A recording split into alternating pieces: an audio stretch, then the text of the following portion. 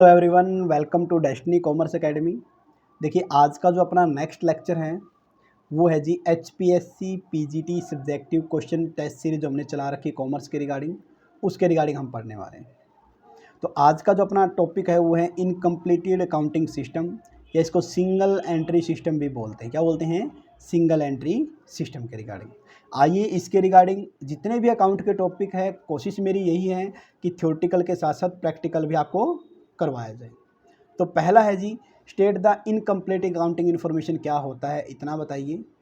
और साथ में देख रहे हैं कि trial balance is prepared incompleted record, कि जो ट्रायल बैलेंस है क्या वो इनकम्प्लीटेड रिकॉर्ड के थ्रू बनाया जा सकता है, यस या नो, ये बताना है। तो दो पार्ट्स दे रखे इस क्वेश्चन के।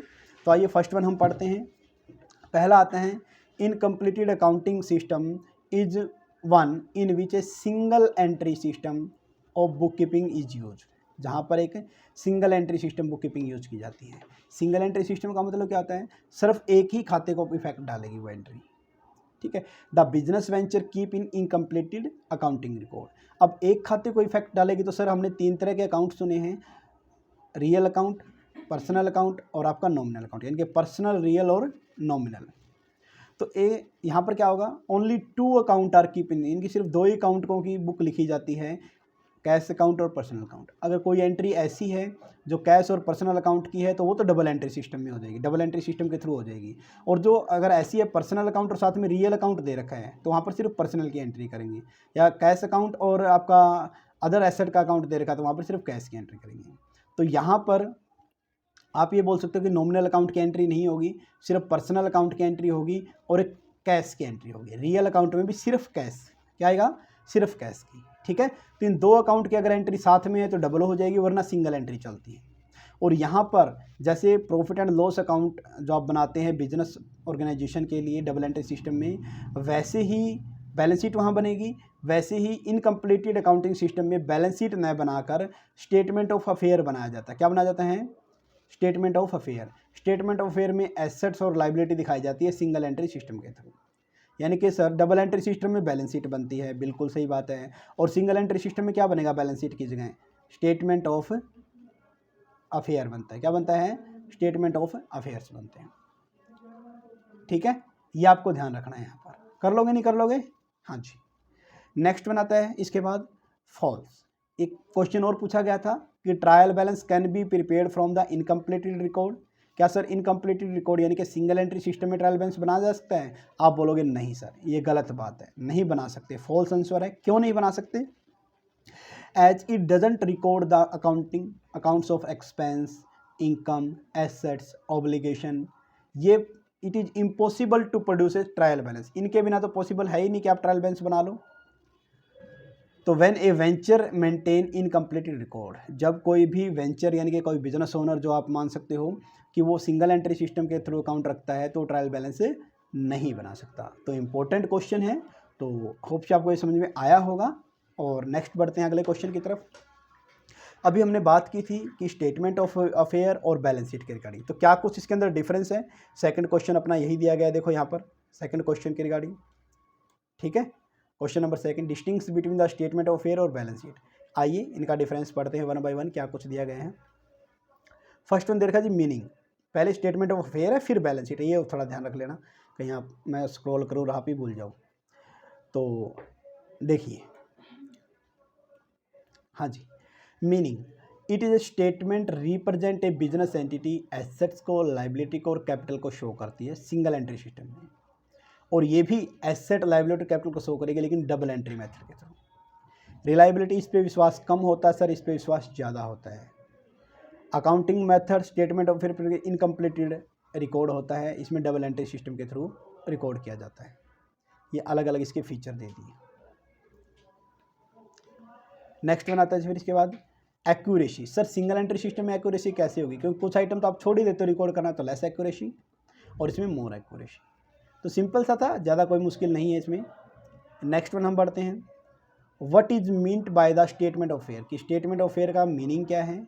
And how can profit and loss of A venture, venture मतलब कोई भी बिजनेस आप लगा सकते हो यहाँ पर, be ascertain with the help of statement of affair, कि प्रॉफिट हुआ है या लॉस हुआ है ये स्टेटमेंट ऑफ अफेयर के थ्रू आपको कैसा पता चलता है जी। आइए पढ़ते हैं, फॉर्मेट भी करवाऊंगा आपको इसके, ठीक है। तो देखिए सबसे पहले क्या दिया गया है, यहाँ पर आंसर दिया गया आपका, हाँ जी, क्या दिया गया है answer, statement of fair is similar to a balance sheet, कि स्टेटमेंट ऑफ फेयर जो है बैलेंस शीट की तरह सिमिलर है। तो बैलेंस शीट की तरह है तो सर इसमें एसेट भी होगा, लाइबिलिटी भी होगी और कैपिटल होगी, बिल्कुल सही बात है कि स्टेटमेंट बैलेंस शीट बनाई जाती है बिजनेस इंटरप्राइज द्वारा और स्टेटमेंट ऑफ फेयर बनाया जाता है इम्प्रॉपर जो सोर्स से डॉक्यूमेंट रखते हैं, यानी कि सिंगल एंट्री सिस्टम के थ्रू डॉक्यूमेंट रखने वाले बिजनेस द्वारा। तो जो छोटे मोटे बिजनेस होते हैं वो सिंगल एंट्री सिस्टम से काम चला लेते हैं, लेकिन बड़े बिजनेस के लिए डबल एंट्री सिस्टम मस्ट है।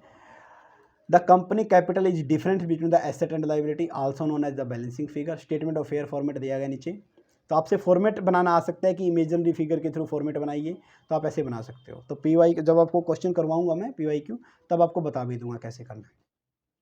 तो एक साइड तो क्या लिखोगे बोलो साहब, लाइबिलिटी, दूसरी साइड एसेट, ये हमें पता ही होता है, स्टेटमेंट ऑफ फेयर आ जाएगा बैलेंस शीट की जगह।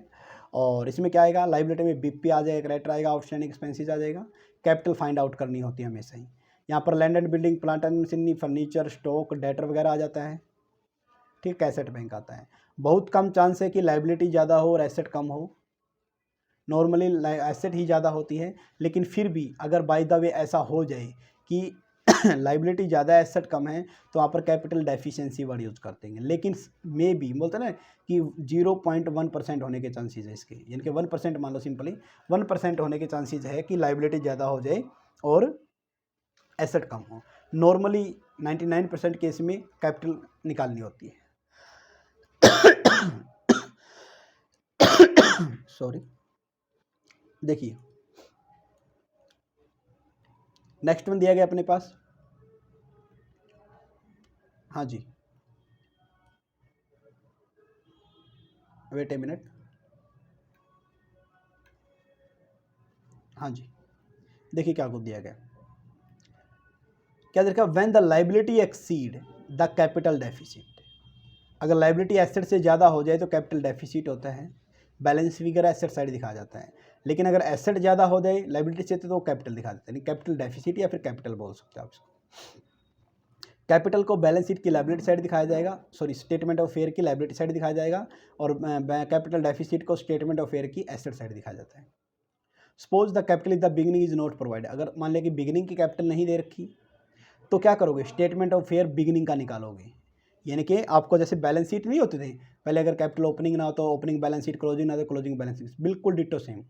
अगर कैपिटल ओपनिंग नहीं दे रखी तो ओपनिंग स्टेटमेंट ऑफ अफेयर बनाएंगे ताकि ओपनिंग कैपिटल निकाल सकें, ठीक है।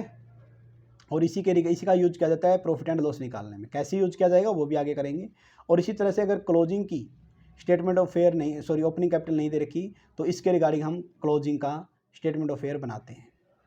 तो स्टेटमेंट ऑफ फेयर आगे क्या दिया गया है कि statement of profit and loss is created after the opening and closing capital, opening and closing capital निकालने के बाद ही आप प्रॉफिट एंड लॉस बना सकते हो, statement of profit and loss. तो statement of profit and loss कैसे बनाते हैं, देखिए फॉर्मेट दिया गया आपका, देखिए, हाँ जी। तो इसके लिए क्या करना होगा, इसके लिए सबसे पहले आपको क्लोजिंग कैपिटल दी होगी, क्लोजिंग कैपिटल दे रखी। अब देखो आपको याद हो ना, आप ऐसे करते थे, लाइक ओपनिंग कैपिटल होता था स्टार्टिंग में, ठीक है सर, फिर कोई प्रॉफिट है तो सर वो ऐड कर देते थे, बिल्कुल सर, कोई ड्राइंग है तो वो लेस कर देते थे, बिल्कुल, ठीक है, कोई एडिशनल कैपिटल थी सर वो भी ऐड करते थे, एडिशनल कैपिटल वो भी ऐड करते थे। अगर मान लीजिए सर प्रॉफिट की जगह अगर सर लॉस हो जाता तो वो लेस कर देते, फिर अपना क्लोजिंग कैपिटल आ जाते थे, ओपनिंग कैपिटल था, फिर अपने पास क्लोजिंग कैपिटल आ जाती थी। ये बात है या नहीं है, ठीक है सर। अब ये जो प्रॉफिट निकालना है, ये प्रॉफिट या लॉस निकालना है, जो भी निकालना है, अब रिवर्स चलेंगे तो जो माइनस था वो प्लस होगा, प्लस था वो माइनस होगा, ऐसा होगा नहीं होगा, तभी हम ओपनिंग पे पहुंचेंगे। और एक बार अगर आपके पास एक कैपिटल, देखो दोनों कैपिटल दे रखी हुई तो डायरेक्ट ही कर दो, ओपनिंग माइनस क्लोजिंग, ठीक है। आइए करते हैं, देखिए तो पहले क्लोजिंग कैपिटल ड्राइंग को लेस करते थे, अब ऐड करेंगे, एडिशनल कैपिटल को ऐड करते थे, अब लेस करेंगे, adjusted capital of the end of the year आ जाएगा। ये ना भी निकालो कोई दिक्कत नहीं है, छोड़ दो इसको, डायरेक्ट क्या करोगे, फिर लेस कर दोगे सर बिगिनिंग की कैपिटल, तो हमारे पास प्रॉफिट या लॉस आ जाएगा, बस ये बैलेंसिंग फिगर होता है। तो इस तरीके से आप निकाल सकते हो, ठीक है। नेक्स्ट बढ़ते हैं क्वेश्चन नंबर 4 की तरफ अपना, देखो क्या दे रखा है क्वेश्चन नंबर 4 में, explain how the following are the calculated from the incompleted record, कि इनकम्प्लीटेड रिकॉर्ड में से ये आपको कैलकुलेट करके बताने। ओपनिंग कैपिटल कैसे निकालते, क्लोजिंग कैसे निकालते आपको बताना है। क्रेडिट सेल क्या होता है, क्रेडिट परचेज क्या होता है आपको बताना है, या फिर पेमेंट टू क्रेडिटर या कलेक्शन फ्रॉम डेटर क्या होता है आपको बताना है, और closing balance of cash. Ultimate आप यह मान लो कि पूरा का पूरा सिंगल एंट्री सिस्टम यहाँ पर पूछ लिया गया इस क्वेश्चन में। तो ये very very very most important question है जितने भी हम करवा रहे हैं उसमें से। ठीक है, तो पहला क्या दे रखा है, ओपनिंग एंड क्लोजिंग कैपिटल। तो फर्स्ट ऑफ ऑल क्या दिया गया है यहाँ पर, देखिए the value of capital, opening capital can be calculated creating the opening statement of fair at the beginning. वही कि ओपनिंग कैपिटल नहीं है तो ओपनिंग स्टेटमेंट ऑफ फेयर बनाओ, क्लोजिंग कैपिटल नहीं है तो क्लोजिंग स्टेटमेंट ऑफ फेयर बनाओ। ये तो हम पहले भी पढ़ चुके हैं सर, वही है। तो कैसे बनाते हैं ये जरूरी करना। देखिए स्टेटमेंट ऑफ फेयर है तो ओपनिंग तो क्लोजिंग है, फॉर्मेट तो सेम ही रहेगा या फॉर्मेट भी चेंज हो जाएगा। देखिए फॉर्मेट सेम रहेगा तो liability side bills payables creditor outstanding यहाँ पर निकल आएगा opening capital. Land and building plant and machinery furniture fixture सब कुछ ही यहाँ पर आ जाएगा, इसका तो कोई ज़रूरत नहीं आपको करने की। तो यहाँ पर ओपनिंग कैपिटल ये अगर फिगर दे रखा है इस टाइप से, इनके एसेट जो ये डेफिसिट में आ जाएगा, ये अब सरप्लस में आ जाएगा। तो नॉर्मली यही आते हैं, मैक्सिमम यहाँ पर ही आती है ओपनिंग बैलेंस में। ठीक है, नेक्स्ट बनाता है जी फिर अपना सेल सॉरी क्रेडिट सेल या क्रेडिट परचेज निकालना है। तो इसके लिए क्या करना पड़ेगा, the credit sale are missing from the incompleted record, it is necessary to prepare the total debtor account. अब बताओ उधार किसको बेचोगे, सर डेटर को बेचेंगे, ये भी क्या कोई पूछने की बात थोड़ी है, बिल्कुल सही बात है सर। तो इसके लिए डेटर अकाउंट बनाना पड़ेगा। सर उधार किससे खरीदते हैं, सर क्रेडिटर से खरीदते हैं, और कौन देगा। तो क्रेडिट सेल के टाइम में डेटर अकाउंट बनता है, क्रेडिट परचेज के टाइम में क्रेडिटर अकाउंट बनता है। अब सर ऐसे तो फर्म के बहुत सारे डेटर या क्रेडिटर होंगे, बिल्कुल होंगे सर। तो क्या करना पड़ेगा सर, टोटल वर्ड लगा दो, सबको टोटल कर लो, सारे डेटर का टोटल काउंट, यानी कि टोटल डेटर अकाउंट बना दो, इसी तरह टोटल क्रेडिटर अकाउंट बना दो। तो इसमें राम श्याम घनश्याम सब एक जगह लिखा दो सर उनका बैलेंस, तो टोटल डेटर अकाउंट बन जाएगा, टोटल क्रेडिटर अकाउंट बन जाएगा। बस याद क्या रखनी है, क्रेडिट उधार, क्रेडिट का मतलब यहाँ पर उधार है।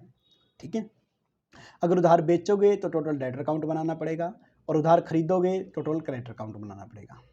ठीक है,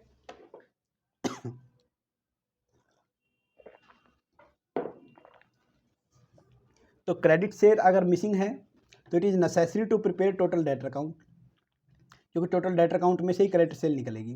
the total debtor account must be reduce by the full sale return. अगर मान लें कि उसने क्या किया, सेल रिटर्न हमने बेचा उधार, क्रेडिट सेल होगी, अब उसने कुछ सामान वापस कर दिया, वो घटाना पड़ेगा नहीं घटाना पड़ेगा, बिल्कुल सर। टोटल डेटर के अमाउंट निकालने के लिए जो सेल रिटर्न हुआ है उसको लेस कर देंगे तो क्रेडिट सेल आ जाएगा। इसी तरह टोटल क्रेडिटर अकाउंट, तो सर जो क्रेडिट परचेज किया था वो वापस, अगर परचेज रिटर्न है तो सर वो घटा देंगे, बस इसके रिगार्डिंग।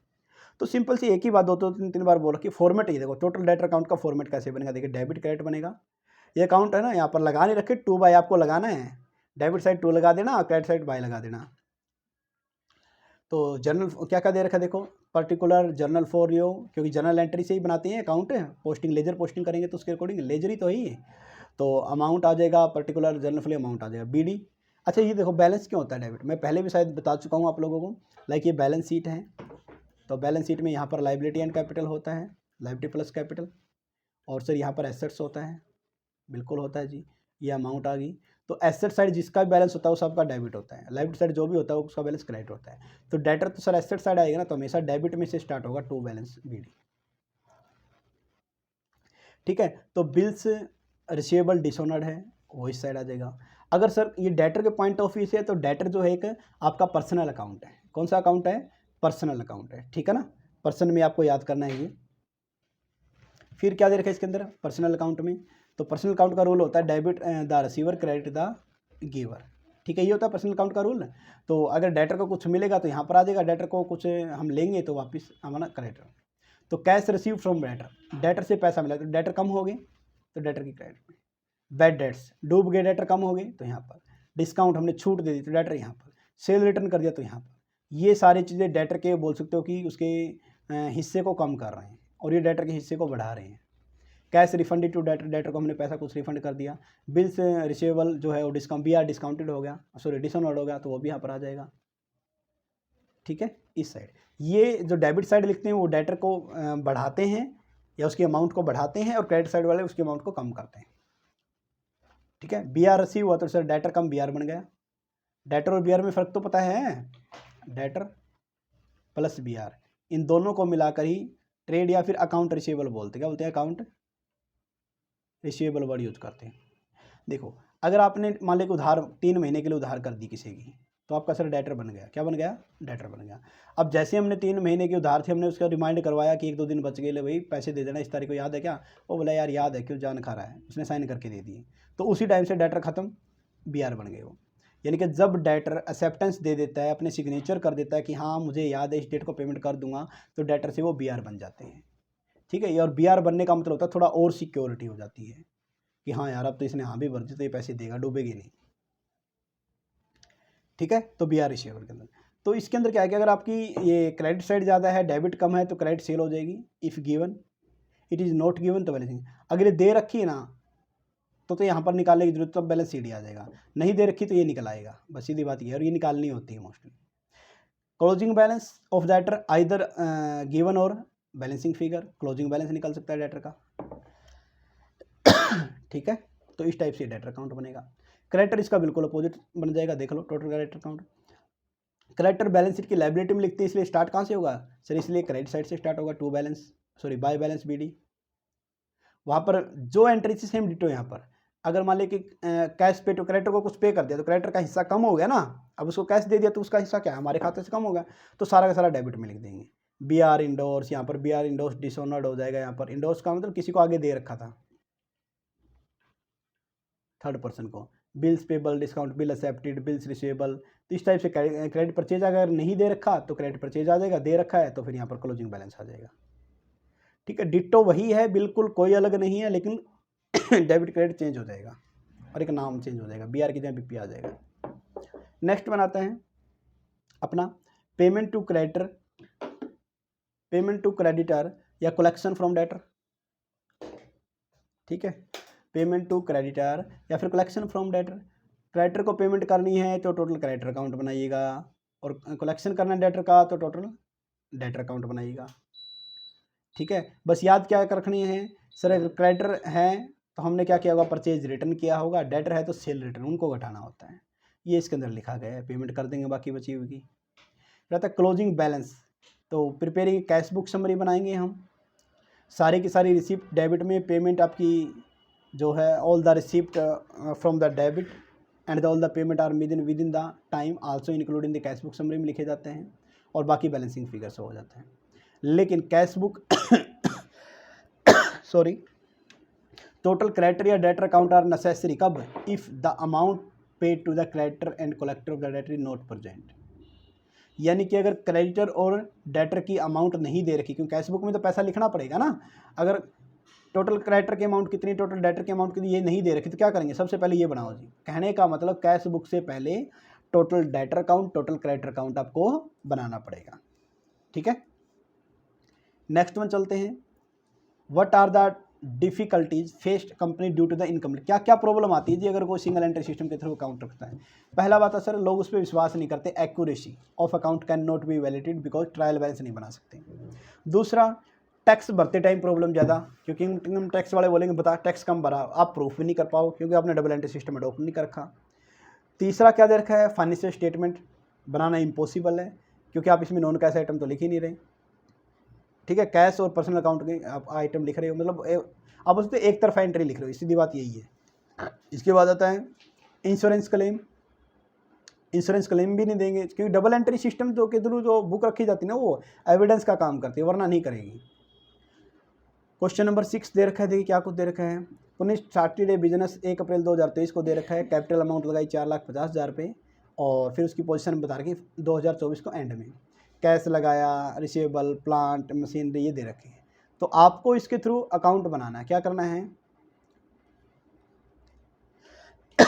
उसने 45,000 का लोन ले लिया पूजा से, और ही विड्रॉ 8,000 रुपये per month house hold expenses के लिए निकाले, मतलब ड्राइंग होगी पुनित की, इसलिए profit and loss account for their and बनाया। तो बुक ऑफ अकाउंट आपको पता है, लाइबिलिटी में यहाँ पर लोन लिया है ना, तो जो पूजा से लोन लिया गया वो लाइबिलिटी होगी 45,000, यहाँ दिखा देंगे।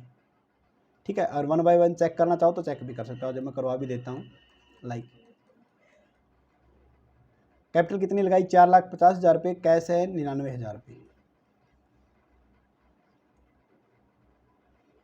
ठीक है, कैपिटल लगाई है यहाँ पर। अब देखिए तो कैश कितना दे रखे, 99,000 रुपये, और देखो यहाँ पर साथ में 45,000 रुपये का लोन लिया है, ये रहा 45,000 रुपये का लोन लिया पूजा से, और 8,000 रुपये पर मंथ, तो 12 महीने की कितनी होगी, 96,000 ड्राइंग कर रखी है हाउस होल्ड एक्सपेंसेस के लिए। हाँ जी देखिए, तो 45,000 रुपये का लोन लिया, कैश कितनी है 99,000, और बिल्स रिसीवेबल कितने हैं क्वेश्चन में दे रखा है। देखिए कैश के बाद BR plant, cash BR plant land building furniture, बस ऐसे याद रख लेना, cash BR plant land building, और नीचे दिया मिलेगा फर्नीचर, वो और याद कर लेते हैं,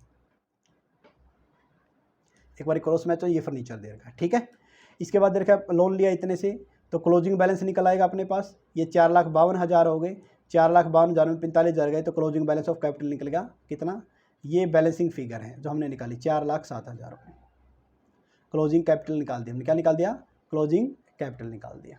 आगे बढ़ते हैं, स्टेटमेंट ऑफ फेयर बनाना। अब ये देखो क्लोजिंग कैपिटल अभी निकाल के आए हैं, कितने की सर, 4,07,000 रुपये की। ड्राइंग कितना किया उसमें, क्योंकि प्रॉफिट निकालना पड़ेगा, 8,000 रुपये 12 महीने के हिसाब से 96,000 रुपये। ड्राइंग को क्या करें, क्लोजिंग में तो ऐड करते हैं, ओपनिंग में लेस करते थे। कैपिटल कितनी थी सर, 4,50,000 रुपये, तो टोटल कितना आ गया, ये 4 लाख सॉरी कितना बनेगा, ये 0 0 0 13 1 10 5,03,000, इसमें से 4,50,000 रुपये घटा दिए अब। ठीक है, तो 53,000 आ जाए, कितना आ जाएगा 53,000, ये प्रॉफिट होगा ड्यूरिंग द ईयर। तो ओपनिंग कैपिटल यहाँ पर यूज की गई है। तो आपने देखा, एक तो बनाया स्टेटमेंट ऑफ फेयर यानी कि लाइक बैलेंस शीट की तरह, उससे तो निकाल लिया क्लोजिंग कैपिटल, क्योंकि ओपनिंग दे रखी है, और ओपनिंग क्लोजिंग कैपिटल दे रखी है, तो प्रॉफिट आसानी से निकाला जा सकता है, ये इसका फॉर्मेट हो गया। तो इस तरीके से आप बना सकते हो। और लास्ट क्वेश्चन अपना देखिए क्या कुछ दे रखा है आज का, एक क्वेश्चन आपके लिए भी दूंगा मैं, क्वेश्चन नंबर 7 दे रखा है, the following information calculate the sundry creditor दे रखा है कितने का, एंड के क्रेडिटर दे रखे 1,80,425, डिस्काउंट रिसीव्ड दे रखी 26,000, कितने दे रखी हैं 26,000 रुपये डिस्काउंट रिसीव्ड के दे रखे, डिस्काउंट अलाउड। अब है ना, ये आपको खुद को उठाने। अब मेरे को एक बात बताओ कि क्रेडिटर को आप डिस्काउंट अलाउड करोगे, डिस्काउंट रिसीव्ड होगा क्रेडिटर, शाबाश जल्दी बताइए। जो क्रेडिटर है, क्रेडिटर का मतलब होता है जिससे आपने क्रेडिट परचेज किया, क्या किया है, क्रेडिट परचेज। तो यहाँ पर डिस्काउंट रिसीव्ड वर्ड आएगा या डिस्काउंट अलाउड वर्ड आएगा, शाबाश जल्दी बताओ। पहले तो यही बात है सर, डिस्काउंट कमाल करते हो, डिस्काउंट रिसीव्ड ही आएगा कि हमें तो मिलेगा ना, छूट देंगे थोड़ी क्रेडिटर को, हमें थोड़ी बोलेंगे सामान भी दे, चल क्या याद रखेगा, 1 लाख तेरे को देने थे, 90,000 देता हूँ मैं, ऐसे थोड़ी बोल सकते हैं। तो उस कंडीशन में डिस्काउंट रिसीव्ड वर्ड आएगा। इसी तरह रिटर्न इनवर्ड या रिटर्न आउटवर्ड, इनमें से एक आता है। इनवर्ड का मतलब होता है सेल रिटर्न, आउटवर्ड का मतलब होता है परचेज रिटर्न, तो परचेज रिटर्न रिटर्न आउटवर्ड आएगा, इनवर्ड यूज नहीं करेंगे। ठीक है, इस तरीके से देगा सारा का सारा बैलेंस। देखिए डेटर क्रेडिटर, तो यहाँ पर आपने देखा कि क्रेडिटर अकाउंट जो हम बनाएंगे, क्या बनाएंगे, क्रेडिटर अकाउंट। सबसे पहले स्टार्ट कहाँ से होगा, ये ओपनिंग बैलेंस दे रखा है 1,80,425 रुपये। ठीक है, फिर डिस्काउंट रिसीव्ड होगा, अलाउड वर्ड यूज नहीं होगा और रिटर्न इनवर्ड नहीं आएगा, रिटर्न इनवर्ड और डिस्काउंट अलाउड, ये डेटर अकाउंट के आइटम है ना कि क्रेडिटर की। अभी फॉर्मेट ऊपर करवा के आया हूँ आपको, ठीक है, तो ये ध्यान रख लेना। तो बस बिल्स एक्सेप्ट आ जाएगा, हम बिल एक्सेप्ट करेंगे, BR endorse to the creditor. ठीक है, उसने भेजा तो हमने बोला ठीक है एक्सेप्ट है सर हमने, ये बी आपका बैलेंस CD आ जाएगा 2,09,000 ये। और इस साइड क्या करेंगे, परचेज, टोटल परचेज कितनी दे रखी है, देखिएगा यहाँ दिखाते, टोटल परचेज है 8,97,000। ठीक है, और रिटर्न आउटवर्ड कितना है 37,200। तो total purchase minus credit, sorry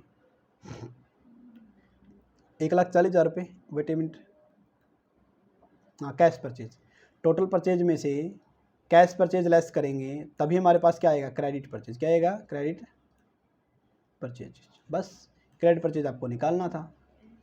तो टोटल परचेज कितने की है, इसमें से लेस करोगे 0 0 0 7 5 और 7 1 8, तो 7,57,000, 7,57,000 आ जाएगा आपका यहाँ पर।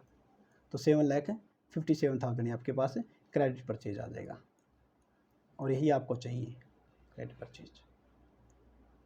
ठीक है, तो इस तरीके से तो आपको क्वेश्चन में जरूरी नहीं कि जो आइटम दे रखी हो सारी की सारी लेनी है, सिर्फ कैरेक्टर से रिलेटेड लेनी, ठीक है। इस तरह से ये क्वेश्चन आप कर सकते हो। तो अगर देखो ये तो आपके पास आ गया क्रेडिट, क्रेडिटर, ये कैश के रिगार्डिंग आ गया, ठीक है। ये अगर आप टोटल करोगे तो इसके रिगार्डिंग कैश बैलेंसिंग फिगर निकाल दिया, कैश क्या निकाल दिया, बैलेंसिंग फिगर निकाल दिया। तो इस हिसाब से आप इस टाइप से कर सकते हैं क्वेश्चन।